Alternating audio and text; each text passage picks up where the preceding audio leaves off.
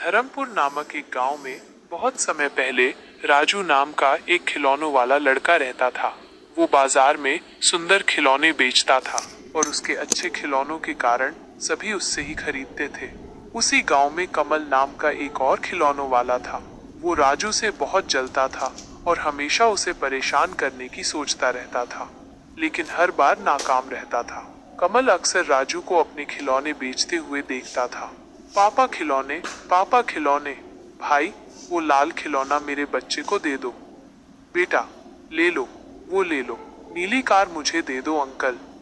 अरे इतनी भीड़ लगाए खड़े हैं, फिर भी कोई मुझसे खिलौने खरीदने नहीं आ रहा। रंग बिरंगे खिलौने ले जाओ, मैं खिलौने बेचता हूँ, कोई कबाड़ नहीं, कम दाम, अच्छे खिलौने, एक बार खरीदने के सालों बाद भी चलेंगे। अरे यह क्या, बाजार में किसी ने इस तरफ देखा ही नहीं। ऐसा लगता है सब बहरे हो गए हैं, इसलिए सोचा कि कुछ तो अच्छा ही है। अरे अरे कमल भाई, ऐसा कुछ नहीं है। दरअसल लोग पैसे देकर अच्छी चीजें खरीदते हैं। अगर आप अच्छे खिलौने देंगे तो बच्चे भी आपके पास भीड़ लगाकर खिलौने खरीदेंगे। हाँ बेटा, आपको कौन सा खिलौना चाहिए? अंकल वो हरा वाला देखो। कमल भाई, मैं सबको अच्छे खिलौने ही बेचता हूँ। हाँ, थोड़ा मुनाफा होता है, लेकिन ज्यादा मुनाफे के चक्कर में अगर कुछ नहीं मिलता तो। कमल खिलौने वाला सोचता है, बोलता है, बड़ा ज्ञान देने वाला। रुक जाता हूँ, मैं आपका ज्ञान निकाल लेता हूँ। कमल भाई, आप यहाँ खिलौने बेचते हो और मैं आपके यहाँ जाकर खिलौने बेचता हूँ, ठीक है? कमल भाई, जैसी आपकी इच्छा। राजू ऐसा दोबारा मत कहना, कमल ने मेरे ग्राहक छीन लिए।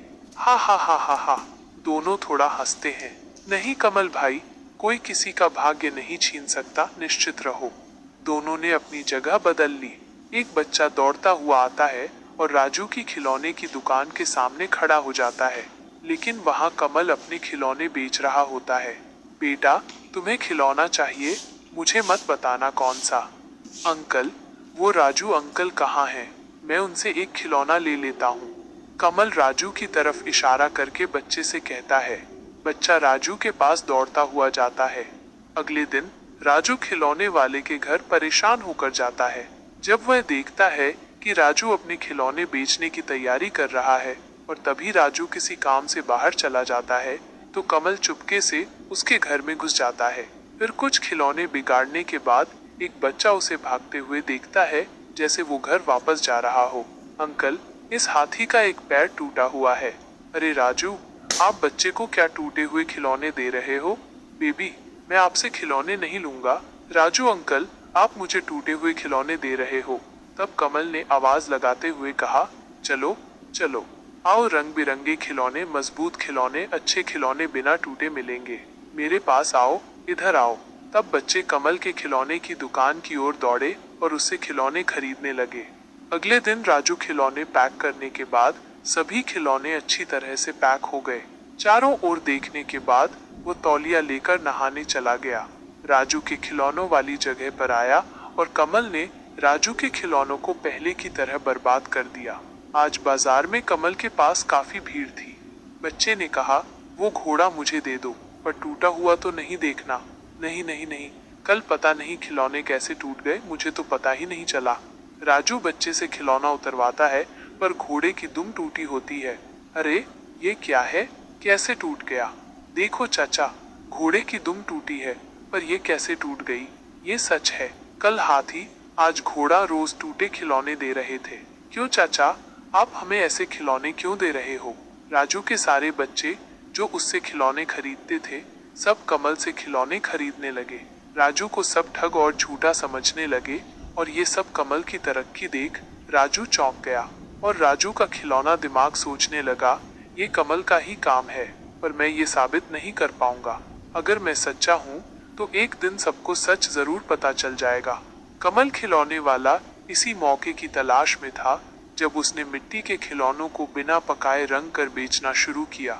खिलौनों को अच्छे से रंग दो, मैं आज कुछ काम से बाजार जा रहा हूँ, खिलौनों को बाजार में अकेला ही बेचूंगा। अच्छा सुनो, आज अगर सारे खिलौने बिक गए तो ठीक, नहीं तो कल और खिलौनों को रंग देंगे। ज्यादा झंझट में मत पड़ना। क्या तुमने मुझे कच्चा खिलाड़ी समझा है?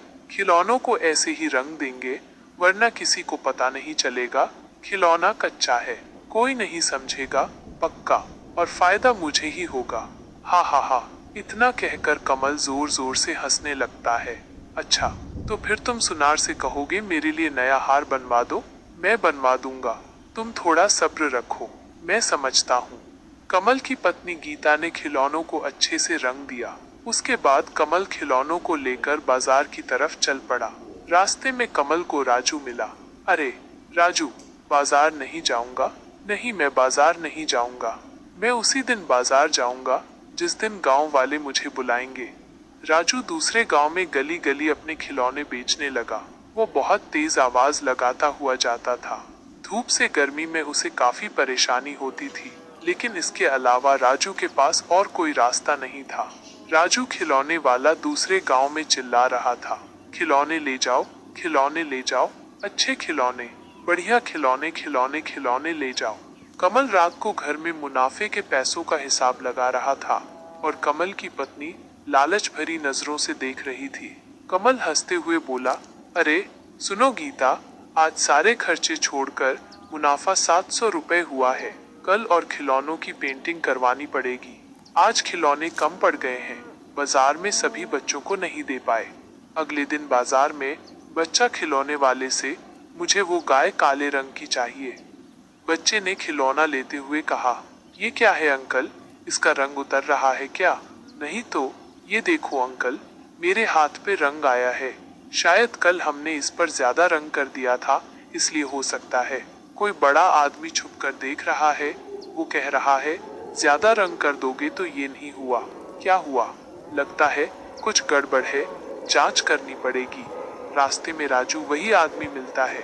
क्या राजू भैया अब बाजार में खिलौने नहीं बेचते? नहीं भैया, पता नहीं क्या हुआ। क्या हुआ? मुझे कुछ समझ नहीं आ रहा था। मैंने सारे खिलौने अच्छे तरीके से तैयार किए, पर जब बाजार जाकर बच्चे को दिया तो कुछ खिलौने टूटे निकले। फिर दूसरे दिन भी यही हुआ। राजू भैया, मुझे थोड़ा शक हो रहा है, बताइए क्या बताऊं क्या नहीं? नहीं, अभी नहीं बताऊंगा, पहले सबूत जुटाओ फिर बताऊंगा। सत्य की जीत होती है और बुरे लोग हारते हैं। अगले दिन कमल के घर पर वो आदमी कमल की खिड़की के बाहर सब देख रहा है। ये लो कच्चे खिलौने, और कितने अच्छे खिलौने चाहिए। अरे सुनो, आज बहुत सारे बच्चे होंगे, सबको खिलौने देने पड़ेंगे।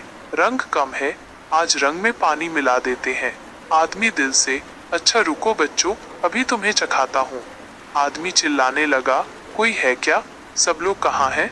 देखो कमल भैया क्या कर रहे हैं। देखो देखो, इतने दिनों से तुम लोगों ने कच्ची मिट्टी खरीद ली और पक्की मिट्टी के दाम दे दिए। देखो कमल भाई क्या कर रहे हैं। कमल और कमल की पत्नी सिर झुकाए पंचायत में खड़े हैं। जिन्होंने कमल से खिलौने खरीदे थे वे भी खड़े हैं पंचायत में।